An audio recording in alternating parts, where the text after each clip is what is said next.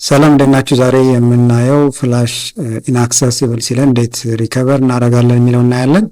ለምሳሌ ይህን ፍላሽ ስንከፍተው ዩኒት ፎርማት ዲስክ ኢን ድራይቭ ቢፎር ዊ ካን ዩዝ ኢት። በተለያየ ምክንያት እንደዚህ ሊመጣብን ይችላል። አንደኛው ፊዚካሊ ዳሜጅ ሊደረግ ይችላል። የኤስቢ ፍላሽ ዲስካችን ፊዚካል ዳሜጅ ሊሆን ይችላል። ፎርማት የሚያደርግንበት ታይፕ ሊሆን ይችላል። ስለዚህ ፋይሎችን አክሰስ ማድረግ አንችልም። ኢቭን በኮማንድ ፕሮምፕትም አክሰስ ማድረግ አንችልም። ምሳሌ ሲዲዲ ብንል ስቲል ኢንአክሰሲብል ነው የሚለን። ቼክ ዲስክ ብንልም ደ ሴም ቲንግ። ስለዚህ ዲስክ ድሪል የሚባል ሶፍትዌር አውርደን ምን ማድረግ እንችላለን? ፋይላችን ሪከቨር ዲስክ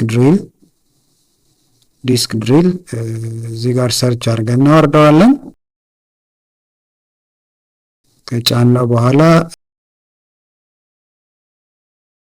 ዲስክ ድሪል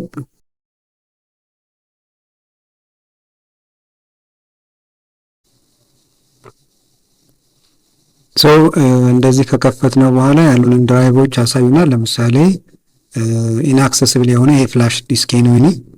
ስለዚህ ይህን ክሊክ አደርጋለሁ። ሰርች ፎር ሎስት ዳታ ልላለሁ። አድቫንስድ ካሜራ ሪከቨሪ ካንሰል። እዚህ ጋር ዩኒቨርሳል ስካን ማድረግ እችላለሁ። ይህን ስካን ካረገ በኋላ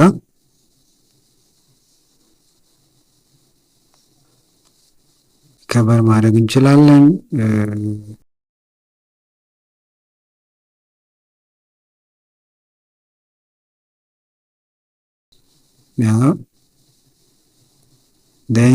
ሾው ሪከቨርድ ዴታ ኤክስፕሎረር ብለን ሪከቨር ያደረግናቸውን ፋይሎች ማየት እንችላለን። በዚህ መንገድ ፍላሻችንን ፎርማት ከምናደርግ ዳታችንን በዚህ መንገድ ሪከቨር ማድረግ እንችላለን ማለት ነው።